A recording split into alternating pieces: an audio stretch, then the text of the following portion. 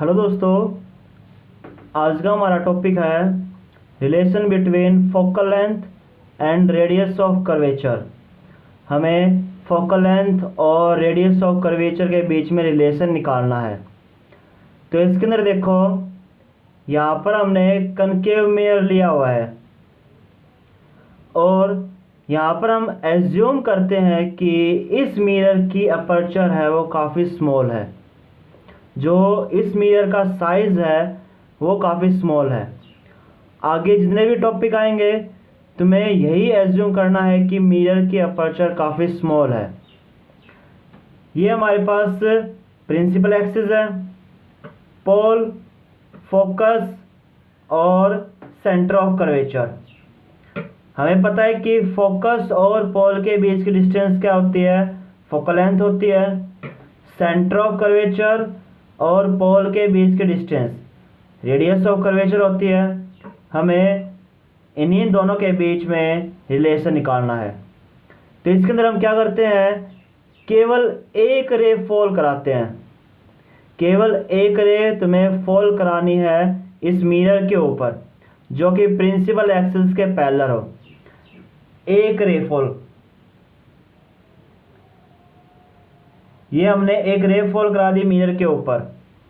ये मिरर को हिट कर रही है इस ए पॉइंट के ऊपर। अब हमें ये भी पता है कि सारी की सारी रे जो कि प्रिंसिपल एक्सिस के पैरेलल मिरर के ऊपर फॉल करती हैं वो रिफ्लेक्शन के बाद फोकस के ऊपर इकट्ठा होती हैं। तो ये वाली रे रिफ्लेक्शन के बाद कहाँ से होके जाएगी, फोकस से होके जाएगी।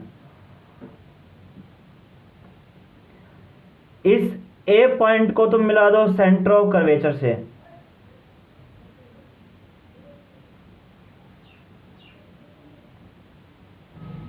ये हमारे पास क्या होगा, नॉर्मल होगा। इंसिडेंट रे और नॉर्मल के बीच का angle, angle of incidence. Normal और रिफ्लेक्टेड रे के बीच का एंगल, एंगल ऑफ रिफ्लेक्शन। और यह भी हमें पता है कि एंगल आई इक्वल टू क्या होता है, एंगल आर के बराबर होता है। Angle of incidence angle of reflection के बराबर होता है। ठीक है, अब angle A C F equal to क्या होगा हमारे पास, एंगल आई के बराबर होगा। एंगल ए सी एफ, ये वाला एंगल इस एंगल के बराबर होगा। क्यों होगा, ये हमारे पास पैरेलल लाइन हो गई। ये दोनों एंगल क्या है, अल्टरनेट एंगल है। और अल्टरनेट एंगल क्या होते हैं, बराबर होते हैं। अब इस ट्रायंगल के अंदर देखिए, ट्रायंगल ए एफ सी के अंदर, in triangle A F C angle A C F equal to हमारे पास क्या है, एंगल एफ ए सी के बराबर है। ये वाला एंगल क्या है, इस एंगल के बराबर है। अब हमें पता है कि किसी ट्रायंगल के अंदर दो एंगल बराबर हो जाए तो उसकी करस्पॉन्डिंग साइड भी क्या होती है, बराबर होती है। तो हमारे पास क्या होगा, ए एफ इक्वल टू क्या होगा, एफ सी के बराबर होगा। ये दोनों साइड क्या होंगे, बराबर होंगी। ठीक है, अब देखिए हमने ये माना था कि जो ये मिरर है इसकी अपर्चर काफ़ी स्मॉल है। इसकी वजह से क्या होगा कि जो ये ए पॉइंट है इस पोल के बिल्कुल पास होगा। अब इसका फ़ायदा क्या हुआ, जिस तरीके से यहाँ पर देखो, ये मिरर है हमारे पास, ये फोकस हो गया, ये पोल, और ये इसके बिल्कुल पास हो गया ए पॉइंट। अगर तुम इन दोनों साइड को देखो तो ये दोनों साइड क्या है, नियरली इक्वल है। ठीक है, तो इसका मतलब क्या होगा कि ए एफ इक्वल टू क्या होगा हमारे पास, पी एफ के बराबर होगा। ए एफ इक्वल टू क्या होगा हमारे पास, पी एफ के बराबर होगा। ये इक्वेशन 1, ये इक्वेशन 2। इन दोनों इक्वेशन के अंदर देखो लेफ्ट हैंड साइड क्या है, इक्वल है, तो राइट हैंड साइड भी क्या होगी, इक्वल होगी। इसका मतलब क्या है कि एफ सी इक्वल टू क्या होगा हमारे पास, पी एफ के बराबर होगा। एफ सी हमारे पास ये वाली है, पी एफ हमारे पास क्या है, ये वाली है। ये दोनों डिस्टेंस क्या हो गई, इक्वल हो गई। ये दोनों डिस्टेंस इक्वल होने का मतलब क्या है कि ये पी एफ है, ये पी सी की क्या होगी, आधी होगी। ठीक है, फिर से देखिए कि पी एफ इक्वल टू क्या है, एफ सी है। ये दोनों इक्वल होने की वजह से क्या होगा कि पी एफ है वो पी सी की क्या हो जाएगी, आधी हो जाएगी। पी एफ क्या हो जाएगी हमारे पास, पी सी की क्या हो जाएगी, आधी हो जाएगी। ठीक है, अब यहां पर हम साइन कन्वेंशन यूज कर लेते हैं। साइन कन्वेंशन क्या कहते हैं कि जो है हमारे पास पोल है, ये एक तरीके से हमारे पास क्या है, ओरिजिन है। इसकी इस तरफ वाले डिस्टेंस क्या होंगे, नेगेटिव होंगे। इस तरफ वाले डिस्टेंस क्या होंगे, पॉजिटिव होंगे। ऊपर वाले डिस्टेंस पॉजिटिव, नीचे वाले डिस्टेंस क्या होंगे, नेगेटिव होगी। जिस तरीके से हमारे पास कोऑर्डिनेट सिस्टम के अंदर होता है वैसा ही होगा यहाँ पर भी। ठीक है, अब पी एफ इस तरफ है, पी सी भी इस तरफ है, तो ये दोनों डिस्टेंस क्या होंगे, नेगेटिव होंगे। अब पी एफ किसके बराबर है, फोकल लेंथ एफ के बराबर है, और पी सी क्या है, आर के बराबर है। पी एफ हमारे पास क्या होगा, माइनस का एफ, और पी सी हमारे पास क्या होगा, माइनस का आर। ये दोनों वैल्यू रखो यहाँ पर, minus F equal to minus R by two, minus से minus cancel out, F is equal to क्या आ जाएगा हमारे पास, आर बाई टू। और यही हमारे पास क्या होता है, रिलेशन होता है फोकल लेंथ और रेडियस ऑफ कर्वेचर के बीच में। ठीक है, अब हम इसी रिलेशन को कन्वेक्स मिरर के केस में ड्राइव करेंगे। ठीक है, प्रिंसिपल एक्सिस, पोल, फोकस, सेंटर, ये फोकल लेंथ होगी और ये क्या होगी हमारे पास, रेडियस ऑफ कर्वेचर होगी। अब यहाँ पर भी हमें क्या करना है, केवल एक रे फॉल करानी है जो कि प्रिंसिपल एक्सिस के पैरेलल हो। तो एक रे फॉल करा देते हैं हम यहाँ पर, जो कि प्रिंसिपल एक्सिस के क्या है, पैरेलल है। ये मिरर को हिट कर रही है इस ए पॉइंट के ऊपर। ठीक है, अब ये रिफ्लेक्शन के बाद जाएगी तो किस तरीके से, इस तरीके से जाएगी। लेकिन अगर हम इसको पीछे की तरफ बढ़ा दें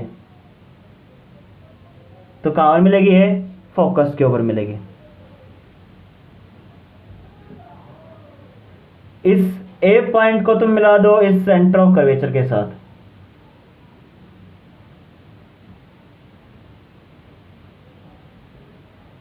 ठीक है, आगे तरफ बढ़ा देते हैं इसको।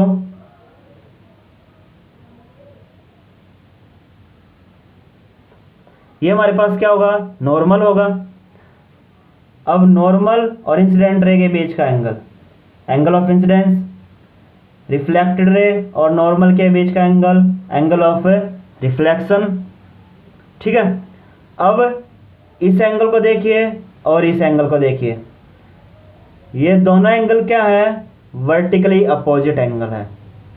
तो हमारे पास एंगल एफ ए सी किसके बराबर होगा, एंगल आर के बराबर होगा, क्योंकि वर्टिकली अपोजिट एंगल क्या होते हैं, बराबर होते हैं। ठीक है, आगे देखिए, एंगल आई और इस एंगल को देखिए। ठीक है, ये दोनों पैरेलल लाइन हो गई। ठीक है, अगर तुम इन दोनों एंगल को देखोगे तो ये दोनों एंगल कौन से एंगल है, करस्पॉन्डिंग एंगल है, और करस्पॉन्डिंग एंगल भी क्या होते हैं, बराबर होते हैं। अब इसका मतलब क्या हुआ कि एंगल ए सी एफ किसके बराबर होगा हमारे पास, एंगल आई के बराबर होगा। ये एंगल आर हो गया और ये एंगल क्या हो गया, आई हो गया। अब इस ट्रायंगल के अंदर देखिए, ट्रायंगल ए एफ सी के अंदर, इन ट्रायंगल ए एफ सी ये दोनों एंगल क्या है, बराबर है। अब ट्रायंगल के अंदर दो एंगल बराबर हो तो उसकी करस्पॉन्डिंग साइड भी क्या होंगे, बराबर होंगे। मतलब ए एफ इक्वल टू क्या होगा हमारे पास, एफ सी के बराबर होगा। ए एफ इक्वल टू क्या होगा हमारे पास, एफ सी के बराबर होगा। ठीक है, इक्वेशन फर्स्ट। ठीक है, अब यहां पर भी क्या है कि अपर्चर काफ़ी स्मॉल है। ठीक है, अपर्चर स्मॉल होने का मतलब क्या है कि ये ए पॉइंट इस पोल के बिल्कुल पास है। अब इसके अंदर भी देखिए अपर्चर काफ़ी स्मॉल है। ये हमारे पास क्या हो गया, फोकस हो गया, ये पोल हो गया, और ये हमारे पास वो ए पॉइंट हो गया। दोनों साइड को देखोगे या दोनों डिस्टेंस को देखोगे, दोनों डिस्टेंस क्या होंगी, बराबर होंगी, नियरली इक्वल है। तो इसका मतलब क्या है कि ए एफ इक्वल टू क्या होगा हमारे पास, पी एफ के बराबर होगा। ए एफ इक्वल टू क्या होगा हमारे पास, पी एफ के बराबर होगा। Equation second. अब इन दोनों इक्वेशन के अंदर लेफ्ट हैंड साइड क्या है, इक्वल है, तो राइट हैंड साइड भी क्या होगी, इक्वल होगी। एफ सी इक्वल टू क्या हो जाएगा हमारे पास, पी एफ के बराबर हो जाएगा। F C equal to P F, ये दोनों डिस्टेंस क्या हो गई, इक्वल होंगी। अब इसका मतलब क्या हुआ कि जो पी एफ है वो पी सी का क्या होगा, आधा होगा। फिर से देखिए कि एफ सी इक्वल टू क्या है, पी एफ के बराबर है, तो सिंपल ये बात है, पी एफ क्या होगा, पी सी का क्या होगा, आधा होगा।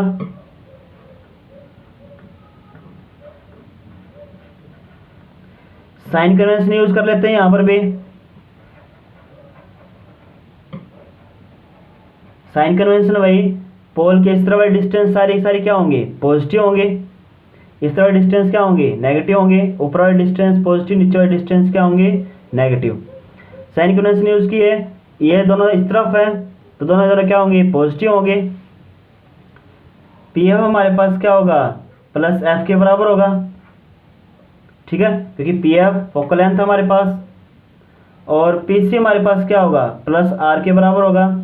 पी सी हमारे पास क्या है, रेडियस ऑफ कर्वेचर।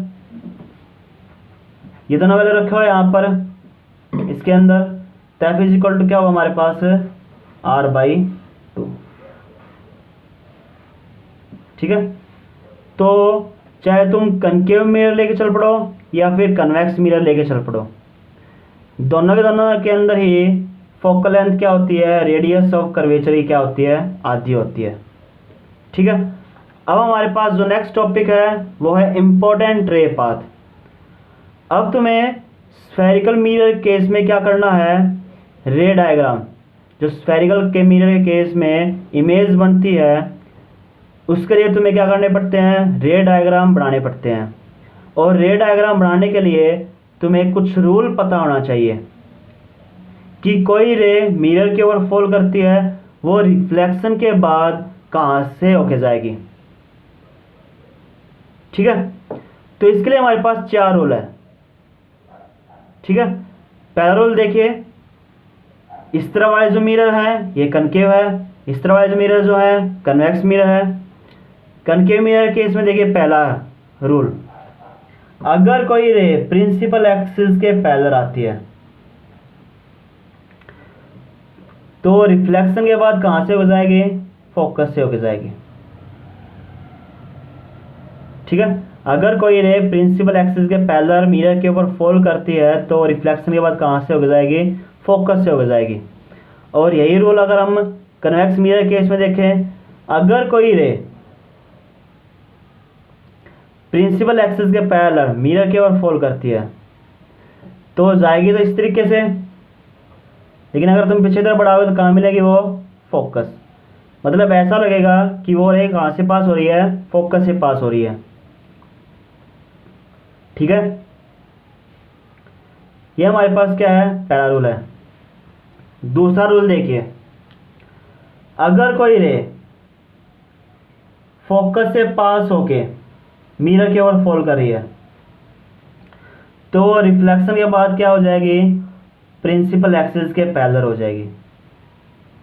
ठीक है, कनकेव मिरर केस में अगर कोई रे फोकस से पास होने के बाद मिरर के ऊपर फॉल कर रही है तो रिफ्लेक्शन के बाद वो क्या हो जाएगी, प्रिंसिपल एक्सिस के पैरेलल हो जाएगी। और कन्वेक्स मिरर केस में अगर कोई रे फोकस की तरफ आ रही है, इस तरीके से फोकस की तरफ आ रही हो तो रिफ्लेक्शन के बाद प्रिंसिपल एक्सिस के पैरेलल हो जाएगी। फोकस की तरफ आ रही हो रिफ्लेक्शन के बाद क्या हो जाएगी, वो प्रिंसिपल एक्सिस के पैरेलल हो जाएगी। तीसरा रूल देखिए, अगर कोई रे सेंटर ऑफ कर्वेचर से पास होने के बाद मिरर के ऊपर फॉल करती है, कनकेव मिरर केस में अगर कोई रे सेंटर ऑफ कर्वेचर से पास होने के बाद मिरर के ऊपर फॉल करती है, तो वो रे अपने पाथ को रिट्रेस कर लेगी। इस तरीके से फॉल कर रही है, इसके साथ टकराई और टकराने के बाद जिस पाथ पर आई थी उसी पाथ पर चली जाएगी, वो अपने पाथ को रिट्रेस कर लेगी। कन्वेक्स मिरर केस में यही रूल, अगर कोई रे सेंटर ऑफ कर्वेचर की तरफ आ रही हो, अगर कोई रे सेंटर ऑफ कर्वेचर की तरफ आ रही हो, ठीक है, तो वो रे रिफ्लेक्शन के बाद अपने पाथ को क्या कर लेगी, रिट्रेस कर लेगी। ठीक है, सेंटर ऑफ कर्वेचर की तरफ आ रही हो तो रिफ्लेक्शन के बाद अपने पाथ को क्या कर लेगी, रिट्रेस कर लेगी। और चौथा रूल कौन सा इसका, कि अगर कोई रे पोल के ऊपर फॉल कर रही हो,